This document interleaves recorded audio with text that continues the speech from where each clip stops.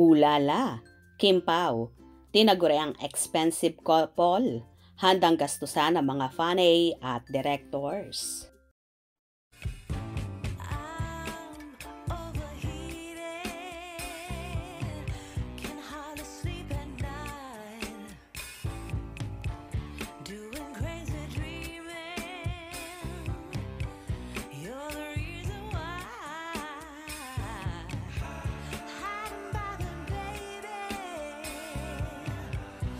Isa nga ang Kim Pao tandem ni na Kim Chiu at Paolo Avellino sa maituturing na expensive couple. Bakit kamo? Biruin mo naman, ang kanilang mga supporters gumagastos at nagwawaldas ng pera para lamang sa kanilang iniidolong sina Kim at Paolo. Meron pa diyang nagpabook sa Soler Hotel na alam naman nating hindi biro ang halaga ng pagstay dito. Dahil isa ito sa high-class na hotel na palagi ang pinagdarausan ng mga bigating events at mga celebrity events, kagaya na lang ng ABS-CBN Ball 2025. Then, katakot-takot na black screening ang inihanda ng kanilang supporters na kung saan ang iba ay nanlibre pa ng mga Kim Pao fans na walang maibili ng tickets at pinapupunta sa mga black screening schedules. May iba namang OFW na umuwi para lamang mapanood ang My Love Will Make You Disappear na rom-com movie at ang ilan ay hindi lang 2 beses pinanood ang Kim Pao movie kundi more than 3 times pa nga. May ilan din naman na nagkaroon pa ng tarpaulin, poster sa bus, mga pamaypay, keychain at kung ano-ano pang accessories ng Kim Pao ang ibinabahagi sa mga followers ni na Kim at Paolo.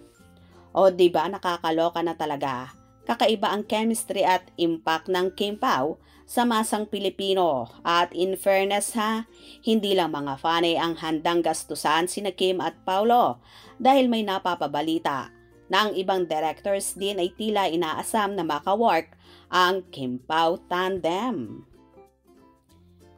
Kaya after kaya ng mga series, movie, ball, ano naman kaya ang magiging next project ng Kim Pao? Sa nakaraang mga interview ni na Kim at Paolo sa naging meet and greet na naganap sa Los Angeles, California kamakailan, nabanggit ni Kimi na bet niyang gumawa ulit na ang tema ay seryosong drama, like ng ginawa nila sa Linlang kung saan sila unang nagsimula at nagkatrabaho ni Paolo. Samantalang si Paolo naman ay bet gumawa ng sitcom like kagaya ni Mr., kagaya ng Mrs. ang Peg. Anyway, pinag-usapan naman ang Kim Pao sa naging rampahan nila sa red carpet ng ABS-CBN Ball kung saan so sweet silang naglakad from the backstage hanggang sa red carpet ay hindi sila mapaghiwalay at kapit na kapit nga si Kimi sa braso ni Paolo.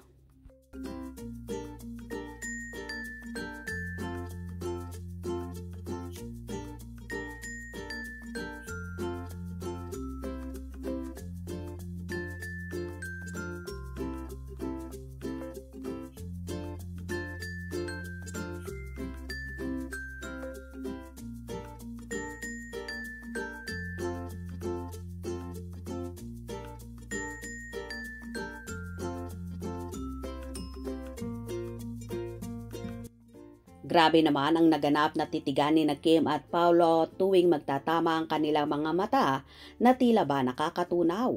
So happy naman si na Kim at Paolo sa naganap na memorable at unforgettable na power tandem nila sa pangmalakasan at bigati na event ng Kapamilya Network. Bakas naman sa kanilang mga mukha na tila nag-enjoy ng husto ang Kim Pao. Indikasyon na rin talaga ba ang pagsasamang yon ni na Kim at Paolo na magkarelasyon na sila dahil sa mga pinakita nilang sweetness at kilig factor sa lahat ng kapamilya celebrities at mga fans na naroroon.